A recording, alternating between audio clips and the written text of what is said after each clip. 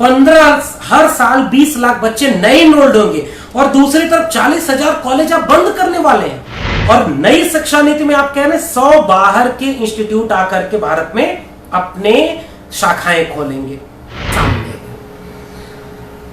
Media की report से लेकर के तमाम वे रिपोर्ट्स जिनमें सरकारी दस्तावेज, सरकारी बातें होंगी, उनमें यह दावा किया जा रहा होगा कि 3 दशक बाद शिक्षा में कुछ सुधार किए जा रहे हैं, जबकि हकीकत उससे मुख्तलिफ है। शिक्षा में 1992 में भी सुधार किए गए और फिर 2000 के बाद कुछ सुधार हुए।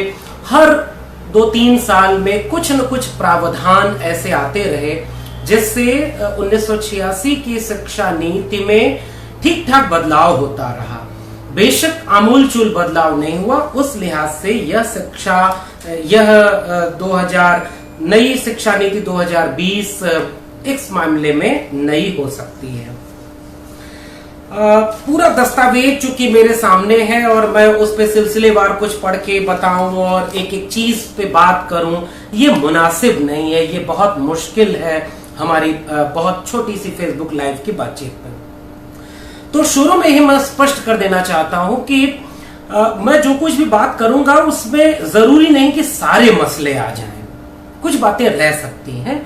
मैंने जो बिंदुवार कुछ चीजों को संकलित किया है जिन पर बात होनी चाहिए, उन पर बात करने के लिए आपसे जुड़ा हूं। ये पहला स्पष्टीकरण मेरा है। दूसरा स्पष्टीकरण ये है कि एक दस्तावेज 108 पन्ने का जो आज हमारे सामने है, मानव संसाधन विकास मंत्रालय की तरफ से है, जिसके ऊपर एक लोगो बना हुआ है अशोक के चिन्ह का और उसके नीचे लिखा हुआ है सत्यमेव जयते।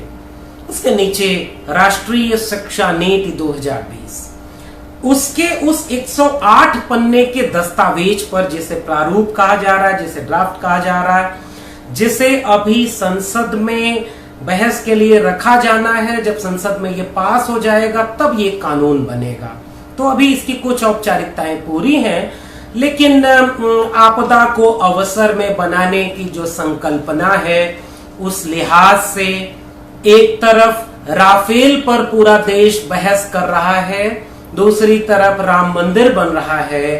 पूरा देश, ऐसा लगता है, मीडिया को देखें तो ऐसा लगता है पूरा देश खुश है कि राफेल आ गया, राम मंदिर बन गया। मीडिया की बहसों से ऐसा लगता है। हम जो व्हाट्सएप यूनिवर्सिटी में पढ़ते हैं उससे भी ऐसा लगता है कि सब कुछ बहुत अच्छा चल रहा है। ये अलग बात है कि एक दिन में 50,000 से ज्यादा कोविड के केस भी आ रहे हैं।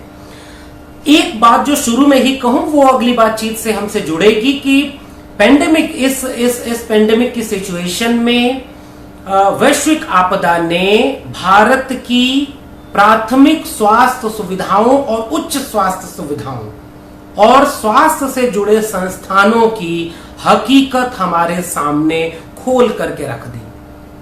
बहस इस पे होनी चाहिए थी कि हमारे यहां सार्वजनिक स्वास्थ्य की सुविधाएं कैसी हैं, हमें क्या करना था, और पूरी बहस इस समय बदल गई है। ठीक बात है, बहुत लंबे वक्त से इस पे तैयारी चल रही थी। पिछले साल इसका एक ड्राफ्ट के कस्तूरी रंगन जो इसरो के प्रमुख हुआ करते थे, उन्होंने 2015 में अपना ड्राफ्ट सरकार को पेश किया था।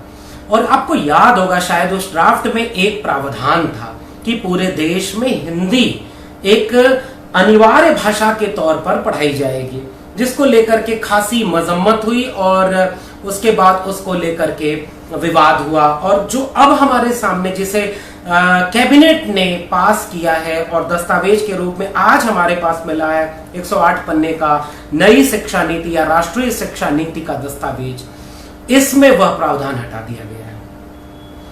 तो ये वो ड्राफ्ट है जिसको अब कैबिनेट ने पास कर दिया है। संसद में अगर ये पास कर लिया जाता है, जो कि संभव है कि पास हो जाए, और इसके बाद ये लागू हो जाएगा। इस पर बात करते हैं। तो पहली बात ये कि ऐसे जो मीडिया आपके सामने पेश करती है ना कि उच्च शिक्षा में कोई या शिक्षा में कोई अमूलचूल बदलाव नहीं होता रहा है, बदलाव हुए हैं। बेशक मूल ढांचे में कोई बहुत बदलाव नहीं हुआ था। मसलन अभी हम लोग बात करेंगे स्कूली शिक्षा में 10+2 की जगह 5+3+3+4। तो ये सारी बातें हम लोग करने वाले हैं। दूसरी बात कि मैंने शुरू में ही कह दिया कि सारे बिंदु शायद मेरी बातचीत में ना आ पाए, मैंने जिन बातों को जरूरी समझा उन्हें नोट किया है, उन पर ही बात करूंगा, शायद कुछ बातें रह जाएं। तीसरा स्पष्टीकरण शुरू में ही मैं फिर से देना चाहता हूं कि मैं उन बातों पर जोर नहीं दूंगा जिनको गाने के लिए मीडिया चैनल के भोंपू रात बज रहे हैं। सरकारी व्हाट्सएप ग्रुप, सरकारी संस्थान, सरकारी संगठन उस पूरी वाहवाही को बिल्कुल हनुमान चालीसा की तरह गा रहे हैं कि यह जो दस्तावेज है यह पूरे शिक्षा के ढांचे को क्रांतिकारी रूप से बदल देगा और सब कुछ बहुत अच्छा हो जाएगा। फिर भी मैं ये स्वीकार करता हूं कि एक दस्तावेज के बतौर, एक 2020 के दस्तावेज के बतौर जब हम इसे पढ़ते हैं, 108 पन्ने के इस दस्तावेज को पढ़ते हैं, तो निश्चित रूप से ये कह सकते हैं कि यह एक बहुत अच्छा दस्तावेज है। भाषा के लिहाज से, कंटेंट के लिहाज से, चिंताओं के लिहाज से इस 108 पन्ने के दस्तावेज में चिंताएं बड़ी वाजिब हैं। मसलन स्कूल में ड्रॉप आउट रेशियो क्या है, स्कूल से बच्चे कैसे, ड्रॉप आउट का मतलब ये होता है कि जो बच्चे पढ़ने आते हैं लेकिन किन्हीं वजहों से उन्हें स्कूली शिक्षा या उच्च शिक्षा, माध्यमिक शिक्षा से बाहर जाना पड़ता है, वो पढ़ाई छोड़ देते हैं, उसके आंकड़े हमारे सामने रखे गए हैं। तो वो ऐसा देखने में लगता है कि अच्छा अब चिंता ये है। और उसके बाद फिर ये दावा किया गया है कि नए प्रावधान से स्कूली शिक्षा में हम ज्यादा से ज्यादा लोगों को इनरोल्ड करेंगे और ये इनरोलमेंट का रेशियो ओवरऑल जो यूथ है, जो तालीम लेता है स्कूली शिक्षा से लेकर के उच्च शिक्षा तक जो रेशियो है वो 26.3 है इनरोलमेंट रेशियो। इसे अगले 15 साल में बढ़ा के 50% किया जाना है। तो ये मैं कुछ उदाहरण दे रहा हूं जिसको पढ़ करके आपको लगेगा कि बेशक ये एक बहुत मुकम्मल, बहुत अच्छा दस्तावेज है। वैज्ञानिक शिक्षा पर जोर है, समावेशी शिक्षा पर जोर है, वंचित तबके के लोगों के लिए कहा गया है कि हम सब तक शिक्षा पहुंचाना चाहते हैं। शुरुआत के पन्ने जब आप पढ़ेंगे, मैंने उसको अंडरलाइन कर रखा है, उसमें तमाम चीजें हैं, ज्ञान, प्रज्ञा, सत्य, जो बड़े बड़े शब्द हैं, जो पारिभाषिक शब्दावलियां हैं, जिनसे लगता है कि भारतीय परंपरा क्या है, भारतीय संस्कृति क्या है, इनसे हम अपनी शिक्षा को जोड़ेंगे और एक ऐसी पीढ़ी तैयार करेंगे जो हमारे सांस्कृतिक बोध से जुड़ी हुई होगी और नए नागरिक बोध की, नए समाज की चुनौतियों से भी दो चार होगी। ये कुछ अच्छी अच्छी बातें इसमें लिखी गई हैं। इसी की तरह यह भी लिखा गया है कि हमारे सामने जो पूरा दस्तावेज है कि हम शिक्षा में जीडीपी का 6% बजट खर्च करेंगे। अब इसमें एक महत्वपूर्ण तथ्य है, ये इसको अभी बता दें। जिस कोठारी कमीशन का जिक्र मैंने अभी शुरुआत में ही किया, 1964 से 66 के बीच ही ये बहस कोठारी कमीशन ने हमारे सामने रखी थी, यानी आज से 50 साल पहले, कि शिक्षा में कुल जीडीपी का 6% खर्च होना चाहिए। आज 2020 की नई शिक्षा नीति में भी यह दावा किया गया है कि अब शिक्षा में जीडीपी का 6% खर्च किया जाएगा। तो आप कहां पहुंचे 50 साल में? अब अगर आपके मन में यह सवाल आ रहा हो कि हाँ ठीक है, 70 साल में तो देश बहुत बर्बाद हुआ है, अब हम बहुत आमूलचूल बदलाव कर रहे हैं, आइए उस पर भी कुछ आंकड़े बताता हूं। मनमोहन सिंह सरकार में यह जो पूरा बजट रेशियो था 2009 से 2014 तक, याद रखिएगा, ये कहा जाता है 6% खर्च होता है, जो पूरे आंकड़े मिला दे, जिसमें प्राइवेट को दिया जाने वाला अनुदान, सारी तरह के अनुदान मिला लें तो 3% से भी कम है, 2.5% के आसपास है। और कुल जीडीपी का जो सरकारी आंकड़ा बताता है, अनुदान निकाल दें और सारी चीजें, तो मनमोहन सिंह सरकार में 2009 से 2014 तक वो औसतन 0.6% खर्च होता था।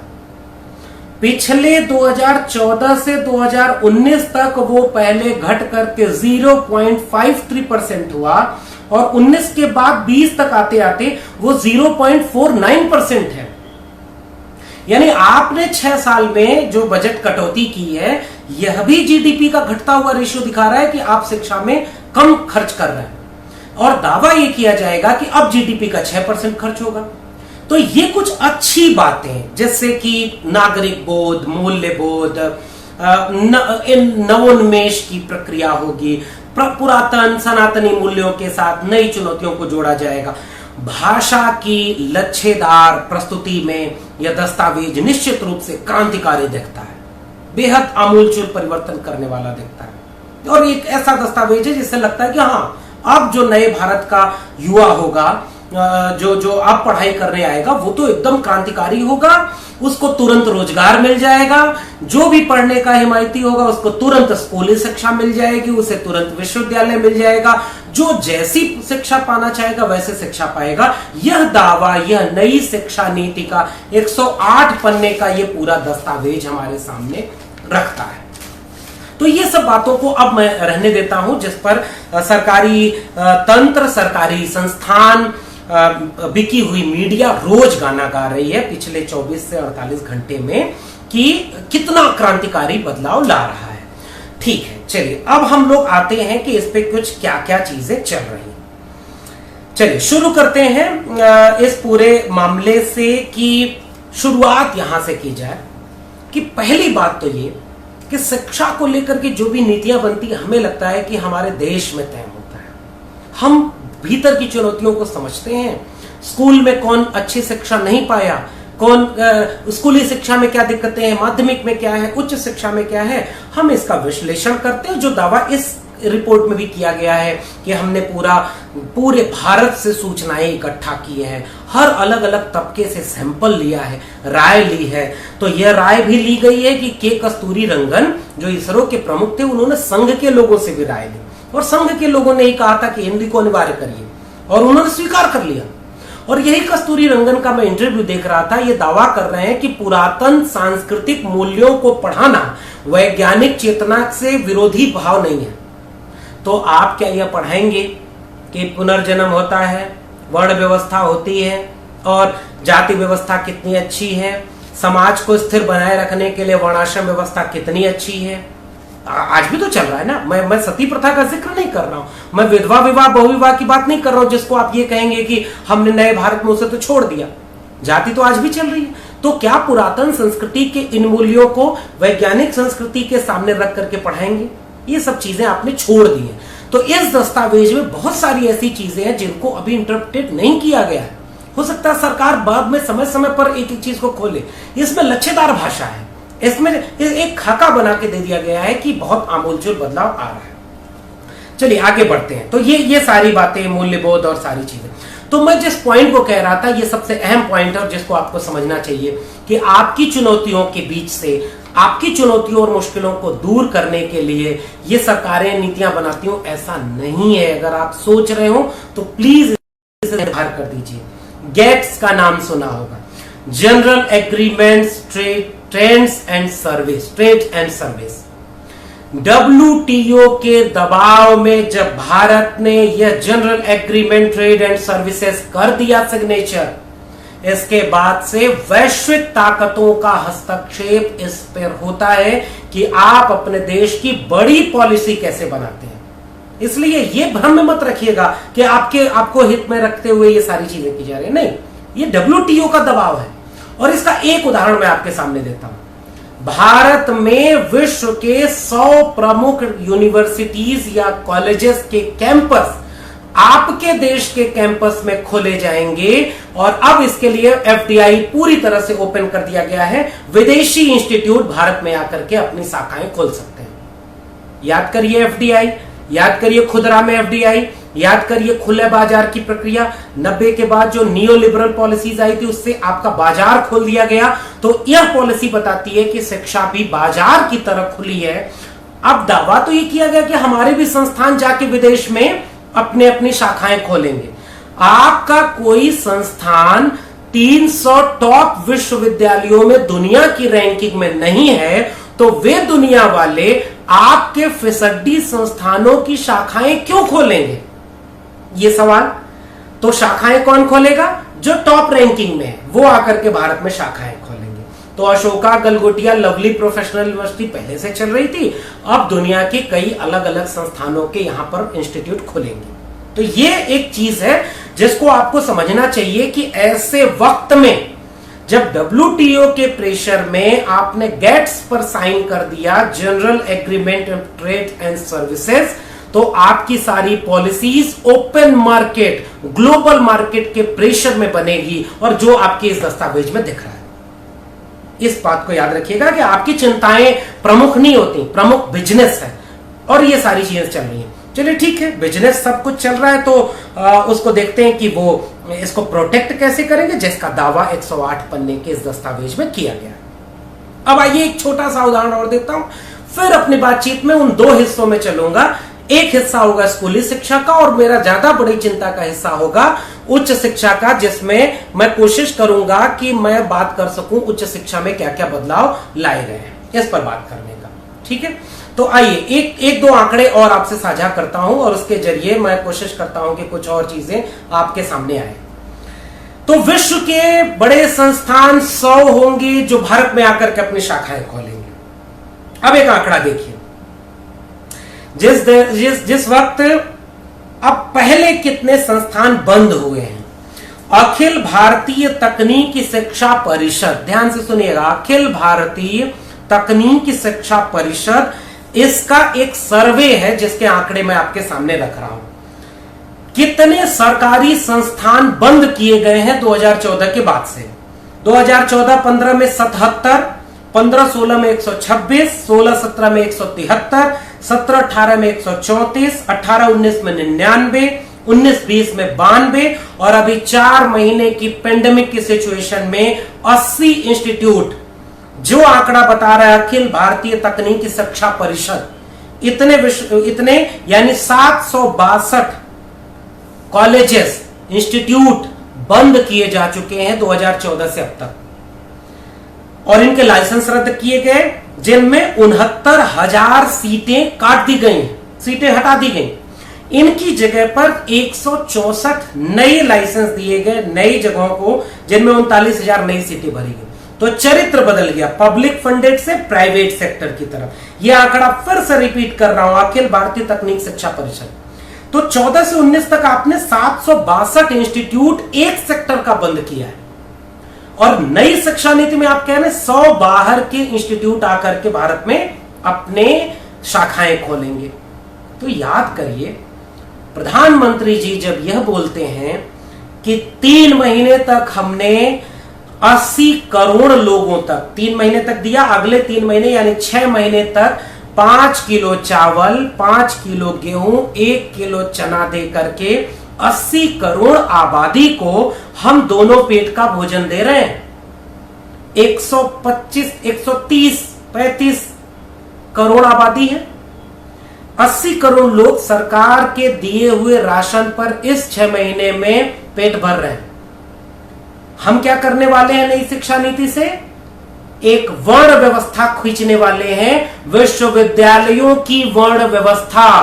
ब्राह्मण जैसे वर्ण व्यवस्था में श्रेष्ठ हुआ करता था, वैसे आपके यहां ए ग्रेड इंस्टीट्यूशन बनेंगे। जिस तरह वैश्य और क्षत्रिय थे B grade, C grade institution शूद्र कैटेगरी के होंगे। आपको अजीब लग सकता है, मैं भी समझाऊंगा कैसे वर्ण व्यवस्था अब उच्च शिक्षा में लागू कर दी गई है। और इस वर्ण व्यवस्था में जिसकी जेब में पैसा ज्यादा है, जो अपर कास्ट, अपर क्लास, पुरुष, शहरी लोग हैं, उस तबके के लिए आपने ए ग्रेड इंस्टीट्यूशन बनाने के ख्वाब दिखाए हैं। और जो सी ग्रेड के इंस्टीट्यूशन है, आगे मैं उच्च शिक्षा में और आंकड़े दे रहा हूं कि उनको बंद करने के लिए कहा गया है, वो सारे इंस्टीट्यूट बंद किए जाएंगे।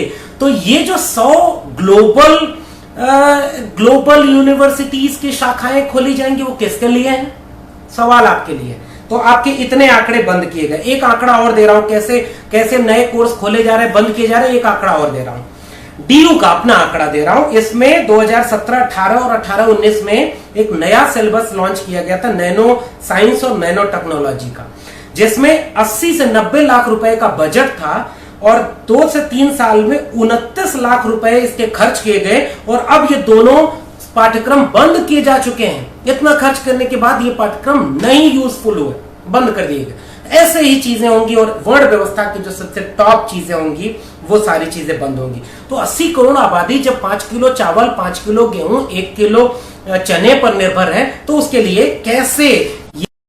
अब एक दूसरी बात है जिस पर हम लोग स्कूली शिक्षा पर आते हैं। चूंकि वक्त कम है इसलिए मैं अब स्कूली शिक्षा पर बहुत सरसरी निगाह से कुछ बुनियादी बातें कह रहा हूं। 10+2 सिस्टम को अब चेंज करके 5+3+3+4 कर दिया गया। इसमें कुछ बातें अच्छी हैं, बेशक अच्छी हैं, इसको कहना चाहिए। किताबी भाषा में, दस्तावेज की भाषा में ये अच्छी है। क्या अच्छी है कि अब मल्टीपल एंट्री और मल्टीपल एग्जिट का यहां भी एक सिस्टम लाया गया है। फाउंडेशन कोर्स होगा जिसमें आंगनबाड़ी के ऊपर यह जिम्मेदारी होगी कि वो फाउंडेशन करेंगे। तो फाउंडेशन, ध्यान से समझिएगा इस बात को, फाउंडेशन का जिम्मा सरकारी स्कूलों और आंगनबाड़ी के लिए किया जाएगा। प्राइवेट स्कूलों के लिए क्या ये फाउंडेशन आंगनबाड़ी के अंडर में आएगा? नहीं आएगा। तो एक बच्चा होगा कुछ घरों का जो आंगनबाड़ी के अंडर में फाउंडेशन ले रहा होगा, और दूसरे बच्चे प्राइवेट, यानी जिस प्राइवेट सेक्टर के स्कूलों को पब्लिक स्कूल कहा जाता है। ये देश इसके पिछले ड्राफ्ट में ये था, इस बार पता नहीं क्यों नहीं है। जो निजी है उसे हम पब्लिक स्कूल कहते हैं। पब्लिक स्कूलों में हजारों रुपए फीस देकर के जो बच्चा प्रेप करेगा, प्रेप में नर्सरी क्लासेस ले रहा होगा, और दूसरी तरफ एक बच्चा होगा जो आंगनबाड़ी में लेगा। क्या उन दोनों में कोई लेबलिंग है? क्या दोनों में कोई तालमेल बनाया गया है? नहीं है इसका जिक्र। तो एक चीज ये है, फाउंडेशन कोर्स होगा, फिर तीसरी क्लास से 5वीं क्लास के लिए प्रिपरेटरी फाउंडेशन है, उसके बाद 6वीं से 8वीं क्लास के लिए मिडिल एजुकेशन है, 9वीं से 12वीं के लिए सेकेंडरी एजुकेशन है। कुछ कुछ चीजें बेशक इसमें अच्छी हैं कि इसको मल्टी डिसिप्लिनरी बनाया गया है, यानी एक स्ट्रीम के विषय को लेकर लेने के साथ आप कुछ अलग वोकेशनल सब्जेक्ट भी ले सकते हैं। 6वीं के बाद वोकेशनल सब्जेक्ट शुरू हो जाएगा जो स्किल एनहेंसमेंट और तमाम तरह के दावों के साथ काम करेगा। इस तरह की चीजों को लेकर के जो अच्छी चीजें हैं, मिड डे मील के साथ ब्रेकफास्ट पे दिया जाएगा, ये अच्छे दावे हैं, इसकी तारीफ मैं करता हूं। मातृभाषा पर जोर है, त्रिभाषा फार्मूला है जो कि कोठारी कमीशन से ही चला रहा है, नया नहीं है। मातृभाषा होगी, क्षेत्रीय भाषा होगी, कोई अन्य भाषा भी हो सकती है, ये सब अच्छी चीज है। 8वीं तक के लिए अब एक चीज और सोचिए, जो मदर टंग है उसके लिए क्या टर्म इस्तेमाल किया गया है इसमें? संभव हो तो, हो सके तो, नॉट मैंडेटरी। ये स्कूलों के ऊपर है, ये अलग अलग निकायों के ऊपर है कि वो चाहे तो मातृभाषा में शिक्षा दे, चाहे तो अपनी क्षेत्रीय भाषा में शिक्षा दे, कोई मैंडेटरी नहीं। भाषा ये बता रही संभव हो तो, हो सके तो, ये भाषा लिखी गई है, त्रिभाषा फार्मूला है। अब एक दूसरा सवाल मेरा यहां, कॉन्वेंट स्कूल में पढ़ने वाला बच्चा शुरू से ही इंग्लिश मीडियम में जाएगा। आपने ये तय किया कि आप अंग्रेजी की बाध्यता नहीं देंगे, ठीक बात, बहुत अच्छी बात है। क्या आपने अपनी सोसाइटी के पूरे स्ट्रक्चर को, लैंग्वेज को लेकर के जो हेजेमनी बनी हुई है, उस हेजेमनी में सोशल साइकोलॉजी को चेंज किया? क्या आपने मार्केट ओरिएंटेड लैंग्वेज कोर्सेज जो है उनको, स्ट्रक्चर को चेंज किया? क्या नहीं किया। आप एक नई चीज लेके आ रहे हैं कि अंग्रेजी की बाध्यता खत्म कर रहे हैं, लेकिन बाहर जब निकलेगा वो कंपीट करेगा। तो एक तरफ कॉन्वेंट स्कूल में पढ़ने वाला अंग्रेजी, और एक तरफ अंग्रेजी मीडियम में पढ़ने वाला कॉन्वेंट स्कूल का बच्चा होगा, और दूसरी तरफ यह जो आपके 5+3+3+4 वाली कैटेगरी का बच्चा होगा जिस पर अंग्रेजी नहीं आएगी। ध्यान रखिएगा, अंग्रेजी भाषा किसी भी स्तर पर सीखी जाती है, और हम तो इसके हिमायती हैं कि भाषा के रूप में आप स्पेनिश पढ़ाते हैं, बाद में आप अलग अलग भाषाएं पढ़ाते हैं। मातृभाषा में शिक्षा होगी तो अच्छी बात है, क्षेत्रीय बोलियों का विकास हो गया, अच्छी बात है, लेकिन क्या इक्वल प्लेइंग फील्ड होगी? क्या, ये मेरा सवाल है आपसे। क्या एक आंगनबाड़ी के प्रेप फाउंडेशन कोर्स से निकला हुआ बच्चा तीसरी और प्रिपरी, मिडिल और सेकेंडरी वाले स्ट्रक्चर से निकला हुआ बच्चा जो अंग्रेजी की बाध्यता से नहीं जाएगा, वो कॉन्वेंट स्कूल के बच्चे से क्या कंप्लीट कर पाएगा? क्या आपने कैटेगरी नहीं बांट दी? और आज भी सरकारी स्कूलों में जिन घरों के बच्चे जाते हैं, मैं आज भी कह रहा हूं, दलित, पिछड़ा, आदिवासी घरों के बच्चे जाते हैं। और अब जिक्र आ गया तो कह भी दूं, 108 पन्ने के इस दस्तावेज में आरक्षण शब्द कहीं आप नहीं पाएंगे, खोज के देखिए, आरक्षण शब्द नहीं। जाति की बात कहां आई है मैं बताता हूं। पेज नंबर 38, राष्ट्रीय शिक्षा नीति 2020 के पेज नंबर 38 पर क्या जिक्र आया है? शेड्यूल कास्ट के 2016-17 में drop out ratio primary education में जो इनरोलमेंट रेशियो था 19.6 था, जो उच्चतर माध्यमिक और उच्चतर शिक्षा में आकर के 17% हो जाता है। एसटी का 10% 10.6 से घट करके 6.8 हो जाता है इनरोलमेंट रेशियो। दिव्यांग जनों का घट करके 0% हो जा रहा है, 0.6 समथिंग। केवल रिजर्वेशन शब्द तो आया ही नहीं कहीं आपके पूरी शिक्षा व्यवस्था में। आप केवल वंचित तबके का जिक्र ड्रॉप आउट रेशियो की जगह पर कर रहे हैं और आप ये दावा कर रहे हैं कि आप सबको यहां पर समेटने की कोशिश करें। इतनी बड़ी शिक्षा नीति, आपने आरक्षण शब्द का इस्तेमाल नहीं किया है कहीं। क्या आपके इस फाउंडेशन कोर्स में कहीं रिजर्वेशन है? किसी भी तरह का रिजर्वेशन है? स्कूली शिक्षा में तो होता उस तरह से है भी नहीं। उच्च शिक्षा में जितने दावे किए गए हैं 32 पन्ने इस पूरे 108 पन्ने में खर्च किए गए उच्च शिक्षा के लिए। उच्च शिक्षा के सभी दस्तावेजों में आरक्षण लफ्ज तक नहीं है जो मैंने खोजा। अगर कहीं मिले तो मुझे बताइएगा, मैं करेक्ट कर लूंगा। मुझे नहीं मिला आरक्षण शब्द। आज इस सरकारी इंस्टीट्यूशन को रिजर्वेशन के लिहाज से सबसे ज्यादा यहां पर दिक्कत है, वो आपने नहीं किया है। आपने चिंता जाहिर की। अब मैं कुछ अच्छे अच्छे दावों का स्कूली शिक्षा में फिर से कह दे रहा हूं। कोडिंग सिस्टम किया जाएगा, बोर्ड एग्जाम की जो प्रेशर है उसको घटाया गया है। 6वीं से ही कोडिंग सिस्टम शुरू हो जाएगा। मल्टी स्ट्रीम पढ़ाई होगी, क्रॉस करिकुलर पढ़ाई होगी। क्रॉस करिकुलर का मतलब ये कि फिजिक्स, केमिस्ट्री, मैथ के साथ आप म्यूजिक, आर्ट और स्पोर्ट ये सब भी ले सकते हैं। और वोकेशनल सब्जेक्ट को अब अलग से दोयम दर्जे का नहीं माना जाएगा, उसको मेन सब्जेक्ट की तरह माना जाएगा। स्किल एनहेंसमेंट पर जोर दिया जाएगा। गांव में स्कूल लाइब्रेरी खोली जाएगी, बुक क्लब खोला जाएगा। पेज नंबर 13 पर 13 पर रिक्त पदों के भरे जाने का है स्कूलों में। भाई आज तक शिक्षा नीति का आप इंतजार कर रहे थे। 2014 से 2020 तक आपने कितने स्कूलों के पद भरे, इसका दस्तावेज आपको देना चाहिए था। उच्च शिक्षा में कितने पद भरे, डीओ में 5000 एडहॉक पढ़ा रहे हैं। और कस्तूरी रंगन कमेटी का ड्राफ्ट रिकमेंडेशन ये कह रहा है, और अभी भी ये दावा किया गया है कि एडहॉक और गेस्ट जैसे पद ही खत्म कर दिए गए, एडहॉक गेस्ट होगा ही नहीं। और पेज नंबर 13 पर स्कूलों के लिए कहा गया है कि रिक्त पद भरे जाएंगे और student teacher ratio normal condition में 13:1 किया जाएगा, यानी 30 विद्यार्थियों का शिक्षक। और जो गांव के दूर दराज के इलाके वहां 25:1 यानी 25 विद्यार्थियों पर एक। आज तक क्यों नहीं किया और कैसे करेंगे आप? ये सारी चीजें अब इसमें होगा क्या? शिक्षा का संस्कृतिकरण किया जा रहा है। शिक्षा के संस्कृताइजेशन में सब कुछ अब सेंट्रल रेगुलेशन से किया जाएगा।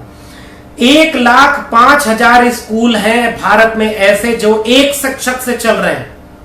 उन स्कूलों का क्या होगा? आपने और भी दावे किए, मैं बताता हूं। मध्य प्रदेश में 17,000 स्कूल ऐसे हैं, यूपी में 17,500, राजस्थान में 13,575, आंध्रा में, उसके बाद बिहार में। इतने 1,05,000 स्कूल भारत के ऐसे हैं जो एक शिक्षक से चल रहे हैं। आपके नई शिक्षा नीति में ये सारे स्कूल बंद हो जाएंगे। दूसरी बात, इमारत नहीं है, 50% जो छात्रों का एनरोलमेंट आप करना चाह रहे हैं, 50% एनरोलमेंट आप ले आना चाह रहे हैं। कैसे करेंगे? अब आपको एक आंकड़े बताता हूं। यह आंकड़ा यह है कि स्कूल कॉम्प्लेक्स बनाया जाएगा। पेज नंबर 44 कहता है कि स्कूल कॉम्प्लेक्स बनाया जाएगा और इस स्कूल में जो बड़े मेगा स्कूल बनाए जाएंगे। हर जिले में एक मेगा स्कूल, एक स्कूल कॉम्प्लेक्स बनाया जाएगा, स्कूल लाइब्रेरी, बुक क्लब बनाया जाएगा। तो ये जो राइट टू एजुकेशन था, जिसमें चंद किलोमीटर में स्कूल होने चाहिए थे ताकि दूर ना हो, हर बच्चा स्कूल में जाके एडमिशन ले सके, उसका क्या हुआ? राइट टू एजुकेशन बिल तो इससे डाइल्यूट हो गया। जिले में एक टॉप मॉडल स्कूल होगा, उस मॉडल स्कूल तक किन बच्चों की पहुंच होगी? क्या इस देश के दलित, पिछड़े, आदिवासी घरों के बच्चे टॉप मॉडल स्कूल तक जा पाएंगे? यह सवाल कहीं लिखा नहीं है कि इसका क्या होगा। अब एक बात बताता हूं, 30 से कम छात्र ऐसे हैं जो ये दस्तावेज बता रहा है, पेज नंबर 44। 28% सरकारी स्कूल, 14.8% उच्चतर माध्यमिक स्कूल ऐसे हैं जिनमें 30 से कम छात्र हैं। तो जहां छात्र कम होंगे उसको क्लब कर देंगे। तो जैसे ही क्लब करेंगे तो वो पहुंच से दूर होगा। इसका कोई ड्राफ्ट आपने बनाया ही नहीं कि जो फिजिकल दूरी बढ़ेगी, जो घर से निकल के बच्चा मिड डे मील के लिए जा रहा है, बगल में स्कूल था उसको बदल के जिले में एक स्कूल, तो ये सारी मुश्किलें हैं जिसको ये बताया नहीं गया।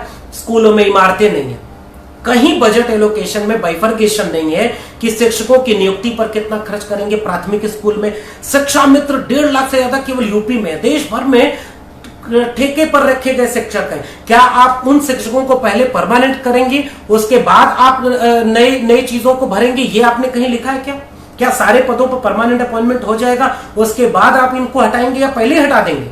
ये कहीं नहीं लिखा गया। जब इनमें इमारतें नहीं है, जब इनमें टॉयलेट नहीं है लड़कियों के लिए, कितने स्कूल ऐसे हैं इनके लिए अलग बजट लोकेशन नहीं हुआ। और फिर से याद रखिएगा, इस समय 0.49% बजट एलोकेशन है, जिसका दावा इसमें किया गया 6% होगा। हकीकत में कुछ और है और कोई रेगुलेटर बॉडी नहीं है जो इसको काउंटर करे कि वो कैसे इसको मैनेज करेंगे। तो स्कूली शिक्षा के पूरे तमाशे में दस्तावेज आपको बहुत अच्छा ख्वाब दिखाएगा। कुछ बातों की मैं तारीफ करता हूं, बोर्ड एग्जामिनेशन का हवा, cross curricular activity, multi stream पढ़ाई, कोडिंग सिस्टम, ये सब बहुत अच्छी चीजें होंगी। कैसे? जिस देश में सोशल डाइवर्सिटी बहुत ज्यादा है, economical diversity, religious diversity, regional diversity, language diversity, उनको लेकर के एक लेवल पर वो कैसे आएगा? आप कारपेंटरी सिखाएंगे, आप पंचर जोड़ना सिखाएंगे, आप नल टोटी ठीक करना सिखाएंगे। यानी आपने पहले ही कुछ बच्चों को कह दिया कि तुम बचपन से ही अगर टोटी के काबिल हो तो टोटी ही बनाओ, टोटी जोड़ना सीखो, पंचर जोड़ना सीखो, तुम साइकिल के मैन्युफैक्चरिंग तक जा ही ना पाओ, क्योंकि आप कौशल विकास करना चाह रहे हैं। तो मैं इसको समझ नहीं पा रहा हूं। आपने उसको वहीं बाइफरगेट कर दिया। कैसे वो अपने स्किल को, जो पारिवारिक स्किल मिली है, जो उसको पृष्ठभूमि परिवार में मिली है, उसको एक्सक्लूड करके कैसे बड़ी चीजों को सीख सकता है? इसके तो अवसर खत्म हो गए स्कूली शिक्षा में। फिर पब्लिक सेक्टर का जो कॉन्वेंट स्कूल का बच्चा है वह आपके फाउंडेशन कोर्स के जरिए कैसे कंप्लीट करेगा? जो अंग्रेजी मीडियम से पढ़ के आएगा, क्योंकि अंग्रेजी आपने हटाई नहीं है, ध्यान रखिएगा।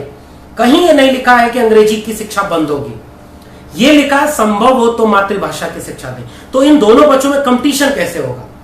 एक बच्चा जो 4 तरह के विषयों को लेकर के आया है, जिसमें वोकेशनल जाता है, उसको क्या साइंस स्ट्रीम के साथ इक्वल करा पाएंगे? इसका कोई डेटा नहीं है, कोई डिस्क्रिप्शन है। हायर एजुकेशन पर बात करते हैं, सबसे खतरनाक प्रावधान हायर एजुकेशन में। चलिए ठीक है, multiple entry, multiple exit, coding transfer system, coding bank बनाया जाएगा जिसमें कोडिंग ट्रांसफर होगी।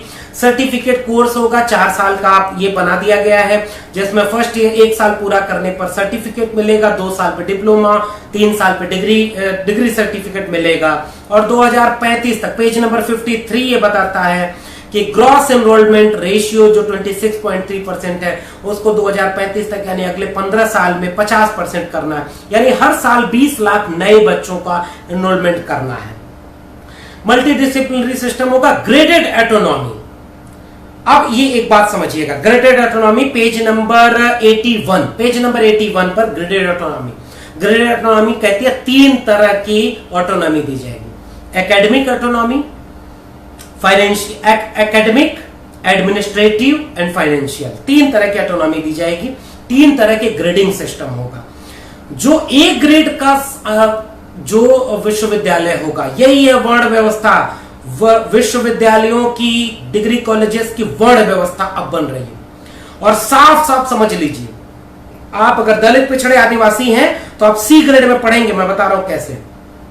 अगर ए ग्रेड का इंस्टीट्यूट है तो ए ग्रेड के इंस्टीट्यूट को रिसर्च इंस्टीट्यूट कहा जाएगा और उसको कोई अनुदान नहीं दिया जाएगा और कहा जाएगा कि आप सब कुछ करिए। आप एकेडमिक ऑटोनॉमी आपके पास है, आप एडमिनिस्ट्रेटिव ऑटोनॉमी आपके पास है, और फिर ए ग्रेड के इंस्टीट्यूशन को फाइनेंशियल ऑटोनॉमी दी जाएगी। ऑटोनॉमी शब्द सुनते ही आपको लगेगा कि स्वायत्तता तो बेहद अच्छी चीज है, हम बहुत स्वायत्त कर रहे हैं। तो ये स्वायत्तता वैसे ये भूले ना हो तो मैं आपको याद दिलाऊं, आरटीआई एक्ट आया था, आरटीआई को स्वायत्त कर दिया गया था। तो आरटीआई का जो चीफ नियुक्त होना था वह 2 साल बाद सरकार उसको टेन्योर बढ़ाए कि ना बढ़ाए, इसका सरकार द्वारा गठित सरकारी नेताओं की कमेटी तय करेगी।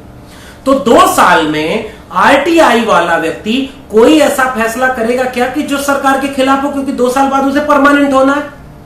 इसमें भी यही किया गया है। जुडिशरी, है कहने को तो जुडिशरी भी स्वायत्त है, ये वाकई आपको स्वायत्त लगती है, मीडिया भी स्वायत्त है, वैसे ही अब विश्वविद्यालय भी स्वायत्त होंगे। और इस ग्रेडेड ऑटोनॉमी ने उस सारी चीजों को दे दिया कि एक ग्रेड के इंस्टीट्यूशन अब ऑटोनॉमस हो जाएंगे, यानी वो सिलेबस अपना बनाए, जिस भी कोर्स को शुरू करना चाहते हैं कोर्स शुरू करें, जैसा भी फीस स्ट्रक्चर रखना चाहते हैं वैसा रखें, जैसा अपॉइंटमेंट करना चाहते हैं वैसा करें, प्रमोशन जैसा करना चाहते हैं वैसा करें, किसी टीचर को निकालना है निकाल दे। उसके लिए इन्होंने बनाया board of governors, page number 81, और एक रेगुलेटर अथॉरिटी बनाई जाएगी, हायर एजुकेशन रेगुलेटिंग अथॉरिटी। आता हूं उस पर, ये बहुत महत्वपूर्ण है। और इन सब के जरिए ये कोशिश की जाएगी कि एक ग्रेड के इंस्टीट्यूट जो रिसर्च इंस्टीट्यूट होंगे वो फुल्ली ऑटोनॉमस हो जाएं, वो सारे नियम बनाने के लिए आजाद होंगे। तो सारी फीस उनकी बढ़ाएंगे क्योंकि उनको फंडिंग नहीं दी जाएगी, ये लिखा नहीं है, लेकिन ग्रेडेड फाइनेंशियल ऑटोनॉमी, इसके पीछे बहुत कुछ छिपा लिया गया, हाथी का दांत, दिखाने का अलग और खाने का अलग। बी ग्रेड के इंस्टीट्यूशन होंगे जिसे टीचिंग इंस्टीट्यूट कहा जाएगा, यहां कक्षाएं चलेंगी।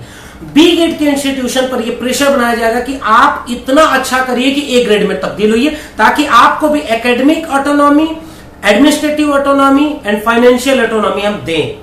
तो बी ग्रेड के इंस्टीट्यूशन जिसमें टीचिंग होगी उनको लगातार ए ग्रेड में दबाव डाला जाएगा कि ट्रांसफर होइए। तीसरा होगा सी ग्रेड यानी डिग्री कॉलेजेस, जहां डिग्रियां दी जाएंगी, डिग्री कॉलेज। ये डिग्री कॉलेजेस ऐसे दबाव डाले जाएंगे कि अगर आपके पास 3000 से कम बच्चे हैं तो आपको बंद किया जाए, या कोई दूसरा इंस्टीट्यूट आपको टेक ओवर कर ले, या दूसरा इंस्टीट्यूट मर्ज कर दिया जाए। इसमें भी वही होगा जो स्कूली शिक्षा में होने वाला है। जैसे ही मर्जिंग सिस्टम आएगा तो छोटे छोटे जो डिग्री कॉलेज हैं, जो जगह जगह पर सामान्य पहुंच में है, आपने वहां परमानेंट अपॉइंटमेंट नहीं किया। मैं अपनी आरटीआई फिर से आपको दिखा दूं, ये मेरी आरटीआई का जो डेटा है, 50% जो रेशियो है टीचिंग पोस्ट आज भी खाली है।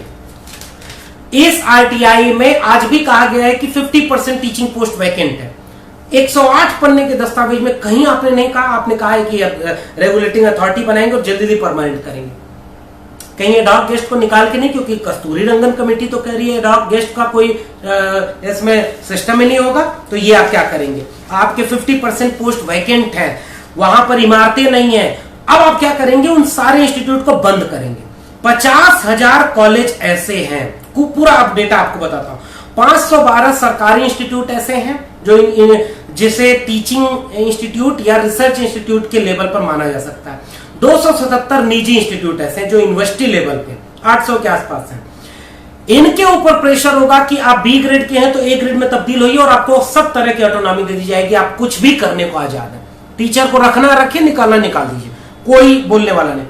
40 से 50,000 कॉलेज ऐसे हैं जिनको अगले 15 साल में मर्ज करके 15,000 मॉडल कॉलेज में तब्दील किया जाएगा, जो सी ग्रेड की वैधता दी जाएगी, फिर उन्हें बी ग्रेड, फिर उन्हें ए ग्रेड की तरफ मूव करने के लिए बताया जाएगा।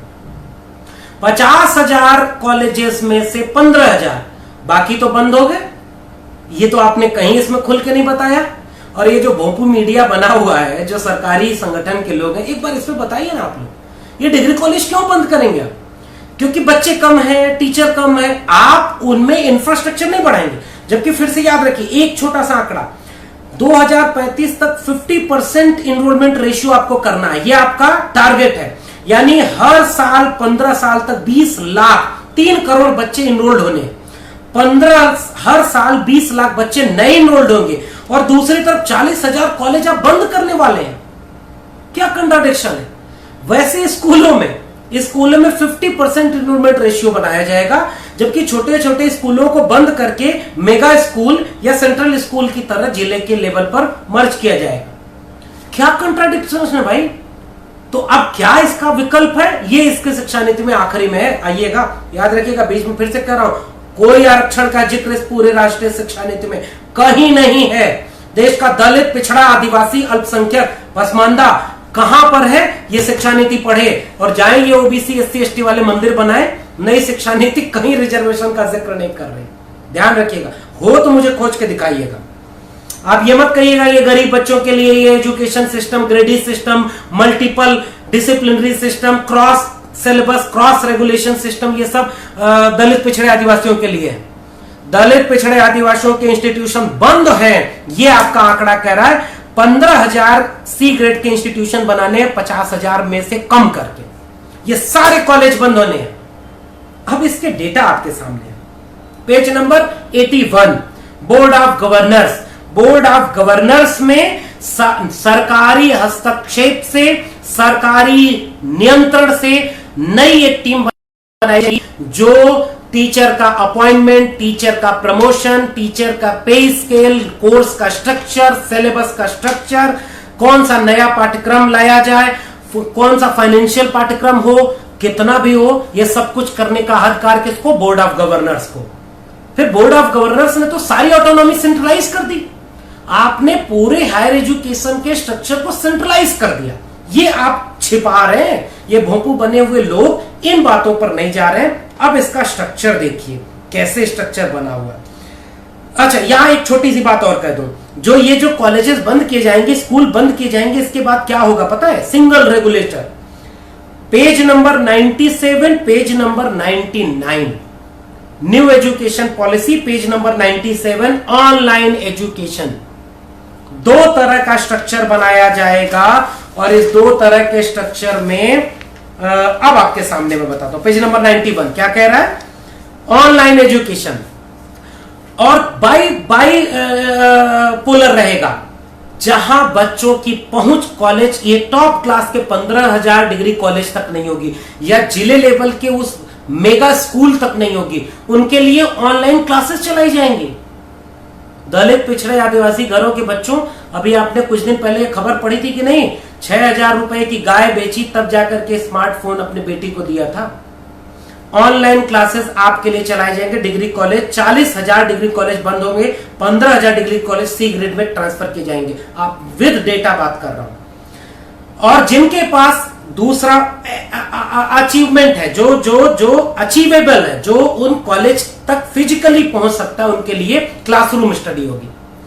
आप कैसा एजुकेशन सिस्टम बना रहे हैं कि ऑनलाइन क्लास वाले को क्लासरूम स्टडी के पैरेलल खड़ा करेंगे, तो धीरे धीरे क्लासरूम स्टडी के पूरे स्ट्रक्चर को डाइल्यूट करेंगे, ऑनलाइन स्ट्रक्चर को बढ़ाएंगे, और जैसे ही ऑनलाइन स्ट्रक्चर बढ़ेगा, इस देश के दलित पिछड़े आदिवासी पसमानदा तबके के लोग सोचे कि वो ऑनलाइन स्ट्रक्चर में कहां है।